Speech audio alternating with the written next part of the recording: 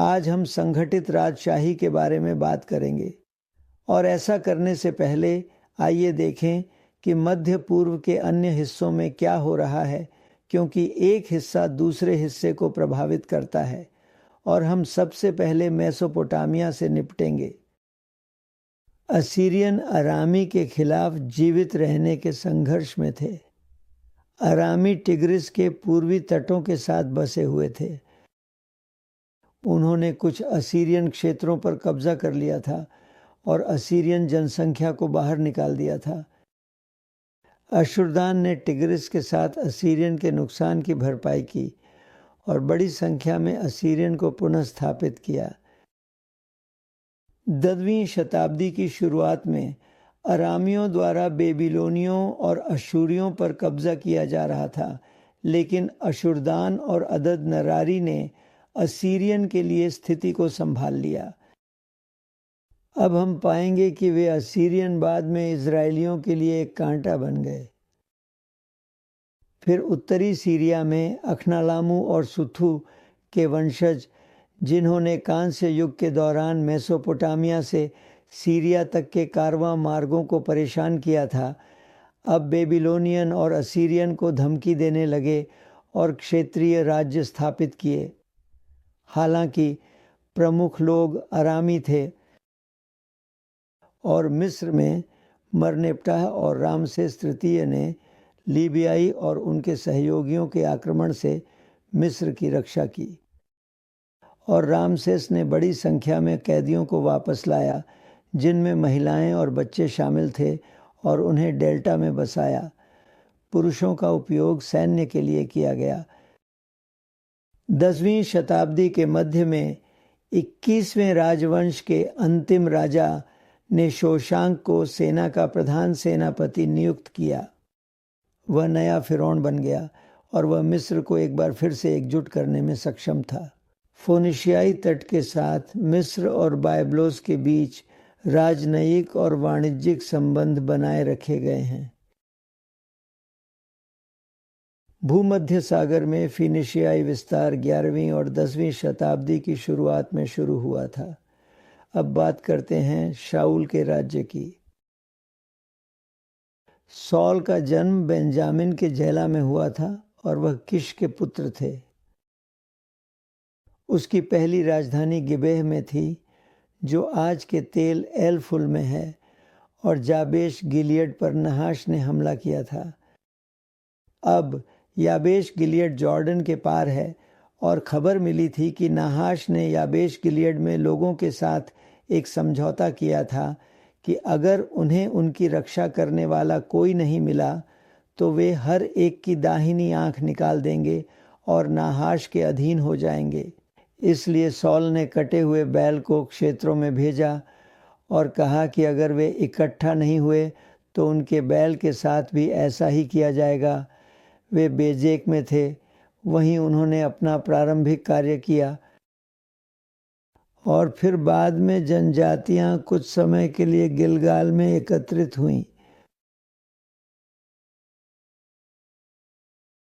Soul का पलिश्तियों के साथ सामना हुआ, और पलिश्तियों का पुलहेड़ मिकमाश में था और उन्हें पहाड़ी क्षेत्र से खदेड़ दिया गया। और जोनाथन ने वादी सुवेनेट को पार किया, वहां तैनात पलिश्तियों पर हमला किया और विद्रोह का नेतृत्व किया। पलिश्ती बेत होरान से भाग गए। फिर डेविड और गोलियत की कहानी है।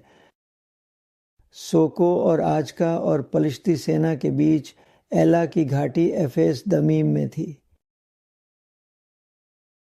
सौल का मूल राज्य 6 जिलों में शामिल था: गिलाद, गलील, यजरेल घाटी का एक हिस्सा, माउंट एफ्राइम, बेंजामिन और यहूदा।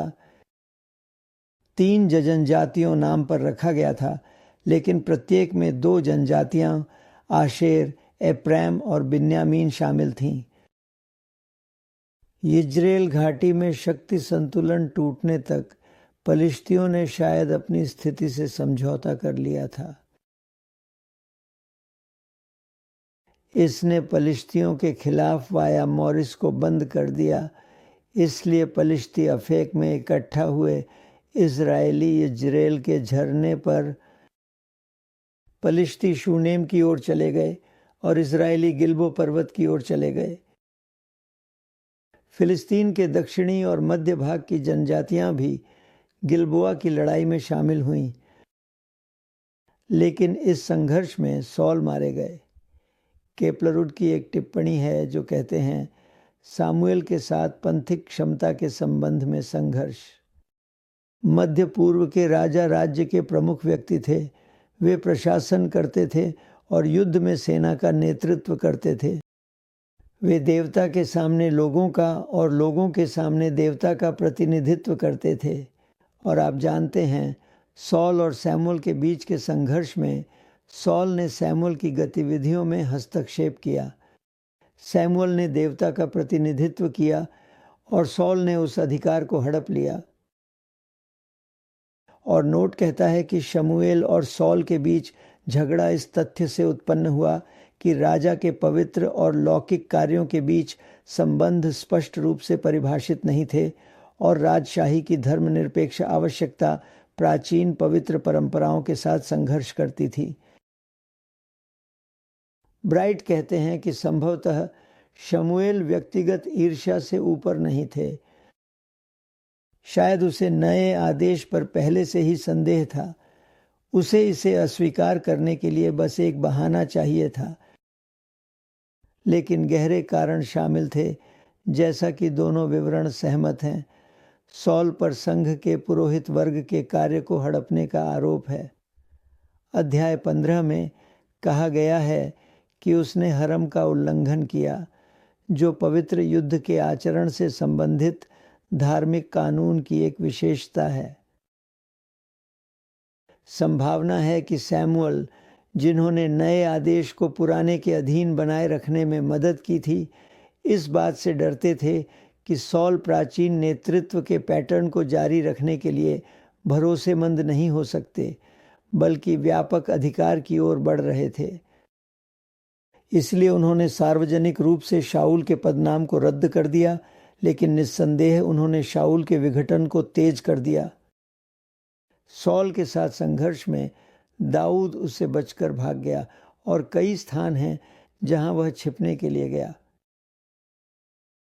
हम इनमें से किसी भी विवरण में नहीं जाएंगे, लेकिन मैं बस स्थान का उल्लेख करूंगा। वह गिबेह में सौल के साथ था। यही वह जगह थी जहां शाऊल की राजधानी थी। वह शमूएल के साथ रामाह और फिर निहाह में था। वह नोब गया, अबीमेलेक पुरोहित के पास, फिर गट के राजा आकीश के पास, और फिर वहां से भाग गया जब उन्हें पता चला कि सौल ने अपने हजारों को मारा, लेकिन दाऊद ने अपने 10 हजारों को। फिर वह अदुल्लाम की गुफा से मोआब के मिस्पा, जो संभवतः मसादा है, हरेत के जंगल, केलाह, होरश, जिफ के रेगिस्तान, माउन के रेगिस्तान और अराबा में जेशिमोन के दक्षिण में गया। फिर से गढ़, माउन का रेगिस्तान, जिफ का रेगिस्तान, हकलाह की पहाड़ी जो येशिमोन के सामने है, जाना। और फिर वह अंततः गाट के राजा आकीश के पास गया, और फिर वह आकीश के साथ 1 साल से अधिक समय तक रहा, और आकीश ने उसे रहने के लिए जिकलग शहर दिया, जो एक जगह थी।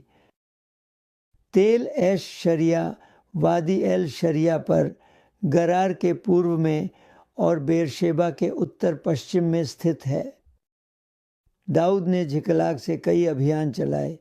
गेशूरी, गेराकी और अमालेकी सभी पर दाऊद ने भी हमला किया। उसने नेगेव के निवासियों को थोड़ा लुटेरों के दबाव से मुक्त किया। उन्होंने इन विभिन्न अभियानों से उपहार बेथेल, नेगेव के रामोत, अरोर, होरमा, एरेकमेलाइट्स और केनाइट्स के शहरों और दक्षिणी यहूदी पहाड़ी क्षेत्र के कस्बों जेतीर, एश्तिमोह और हेब्रोन को भेजे। अब दाऊद के सत्ता में आने की बात करें। सौल की मृत्यु के बाद उसने पूछा कि क्या उसे यहूदा के क्षेत्र में जाना चाहिए और भगवान ने उसे बताया कि उसे जाना चाहिए और उसने उसे हेब्रोन जाने के लिए कहा। तो दाऊद हेब्रोन गया और उसने अपनी पत्नियों को लिया और वहाँ रहने लगा। और फिर सौल के अनुयायियों के साथ भी अंतर्जातीय युद्ध ही हुआ। वे गिबोन में मिले। दाऊद की सेनाओं और ईशबोशेत की सेनाओं के बीच द्वंद्व हुआ और इससे योआब के भाई असाहेल की मौत हो गई।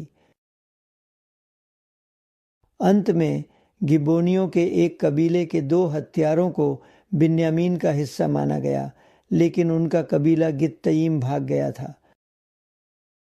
उनके राज हत्या का कार्य, ईशबोशेत की हत्या, उनके कबीले के खिलाफ शाऊल की क्रूरता के कृत्यों का बदला लेने के लिए हो सकता है। इसके बाद दाऊद ने अपनी राजधानी यरूशलेम स्थानांतरित कर दी और यह दाऊद का नगर बन गया।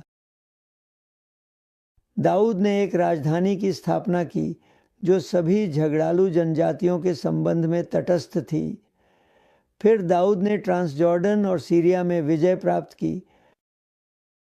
मोआब को जीत लिया गया और उसे अधीन राज्य का दर्जा दे दिया गया।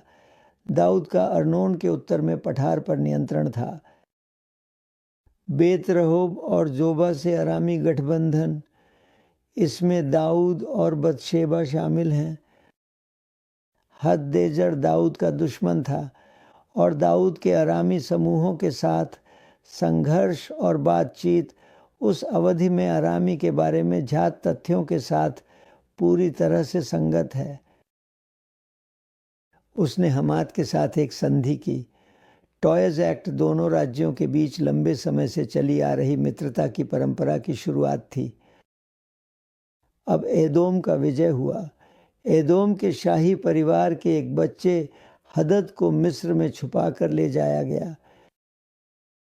फिर उत्तरी ट्रांसजॉर्डन में हेलम। सोलोमन के शासनकाल की शुरुआत में जो स्थिति बनी थी उससे डेविड का शासन यूफ्रेट्स पर टाडमोर और तिप्सा तक फैला हुआ था। उसने एदोम से दमिश्क और यूफ्रेट्स तक पूरे राजा के राजमार्ग को नियंत्रित किया। प्राचीन काल में लेबनानी तट पर फोनीशियन का दाऊद के साथ शांतिपूर्ण संबंध था। विस्तार के चरम पर जो राज्य था वह दाऊद का साम्राज्य था और वह लेबो हमात से था और लेबनानी सीमा भूमध्य सागर तक, रेगिस्तान तक और मिस्र की सीमा तक। इस प्रकार उसने वास्तव में उस पूरे क्षेत्र को नियंत्रित किया जो अब्राहम से वादा किया गया था। फिर दाऊद ने जनगणना करने का आदेश दिया। यह उसके शासन के अंत में था और उसे ट्रांसजॉर्डन में विजिट क्षेत्रों जो आयुक्तों या अधीनस्थ राजकुमारों द्वारा शासित होते हैं, एदोम, मोआब, अम्मोन और विभिन्न अरामी राज्यों और इज़राइल की भूमि के बीच अंतर करना चाहिए। 2 शमूएल 24 के अनुसार यह योआब और जनगणना के बारे में बात कर रहा है। यर्दन पार करने के बाद उन्होंने शहर के दक्षिण में अरोर के पास खाई में डेरा डाला और फिर गाद से होते हुए ईजर तक गए। वे गिलियड और तातिम होदाशी क्षेत्र में गए और दान यान के माध्यम से होकर सिडोन के चारों ओर। फिर वे टायर के किले और सभी हिव्वी और कनानी नगरों की ओर गए। अंत में वे यहूदा के नेगेव में बेरशेबा की ओर बढ़े। दाऊद अपने राज्य को पूरे इस्राएल के ढांचे के भीतर एक स्थिर इकाई में संगठित करने की कोशिश कर रहे थे। 12 इस्राएली जनजातियों का विचार जो यरूशलेम और उसके मंदिर के चारों ओर संगठित हैं। इसलिए हम ये मान सकते हैं कि यह एक प्राचीन परंपरा का पुनरुद्धार था। दाऊद ने अपने राज्य के आंतरिक प्रशासन को यहूदा और इस्राएल दोनों के पारंपरिक इजरायली जनजातियों पर आधारित किया। सिमोन और दान के शहरों की सूची, जोशुआ में शहरों की सूची जो राज्य के क्षेत्रीय विभाजन से ली गई है। यहोशू 19 में शिमोन और दान की सूची पद 1:6-40-46, एक इतिहास 4:28-21 दाऊद के शासनकाल से संभवतः 46 और प्रथम इतिहास 428 से 31 ये संभवतः दाऊद के शासनकाल से हैं। सभी उपलब्ध साक्ष्य यह संकेत देते हैं कि दाऊद ने अपने राज्य के इजरायली केंद्र को 12 जनजातियों के पारंपरिक पैटर्न के अनुसार संगठित किया, जिसमें इजराइल, यहूदा और ट्रांसजॉर्डन के लोग शामिल थे। इस प्रणाली का कोई आधार उस स्थिति में नहीं था जो राजशाही के उदय से पहले प्रचलित थी, जिसमें इजराइल और यहूदा में 2 अलग अलग गठबंधन शामिल थे जो ट्रांसजॉर्डन की जनजातियों को कुछ विशेष दर्जा प्रदान करते थे। यरूशलेम पारंपरिक 12 जनजातियों का नया केंद्र था और मेरे पास विभिन्न विद्वानों द्वारा दाऊद के बारे में कई टिप्पणियां हैं। कपेलरुड राजशाही की अवधि में पूरी प्रस्तुति इतनी यथार्थवादी है और इतने बड़े विस्तार में जाती है कि इसमें संदेह करने का कोई कारण नहीं है कि यहाँ हमारे पास डेविड के अपने समय के प्राचीन आख्यान हैं। यरूशलेम हेब्रोन की तुलना में अधिक केंद्रीय रूप से स्थित था, जो प्राचीन कनान में एक महत्वपूर्ण धार्मिक केंद्र था। इस प्रकार धार्मिक नेतृत्व पूरी तरह से दाऊद के हाथों में प्रतीत होता था, जो ओरिएंटल राजकीय आदर्श की प्रचलित व्याख्या के अनुरूप था। अब्राहम से सलेम के राजा या मेल्कीसेदेक, जो यरूशलेम में भी थे, ने संपर्क किया था।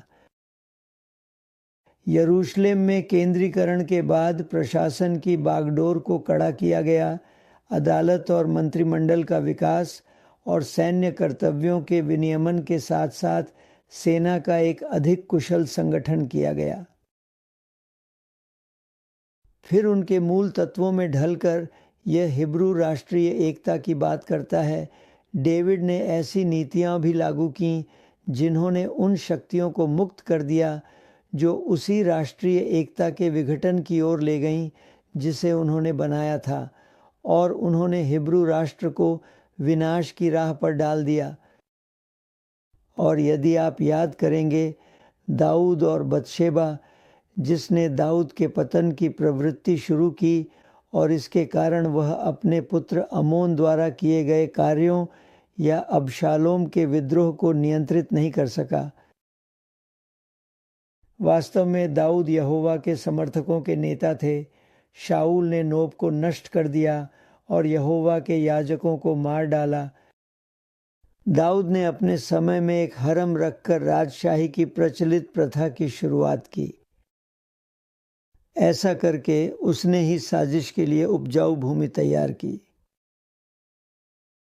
बतशेबा के साथ व्यभिचार। इज़राइल में यह उस लोकतांत्रिक और नैतिक आधार का उल्लंघन था जिस पर राज्य की स्थापना की गई थी, और नाथन ने उस वाक्यांश के साथ दाऊद का ध्यान इस ओर आकर्षित किया कि तुम ही वह व्यक्ति हो। अब शालोम के विद्रोह के बारे में यह उचित रूप से निश्चित है कि इस विशेष विद्रोह की जड़ें जनजातीय ईर्ष्या में थीं, हालांकि अन्य कारक भी मौजूद हो सकते हैं। हेब्रोन यहूदा का केंद्र था। हरम की साजिश, आपके पास एक तरफ वास्तव में बतशेबा थी और दूसरी तरफ दाऊद के पुत्र थे। दाऊद के अबशालोम के साथ युद्ध से लौटने के बाद यहूदा आसानी से मेल नहीं खा सका।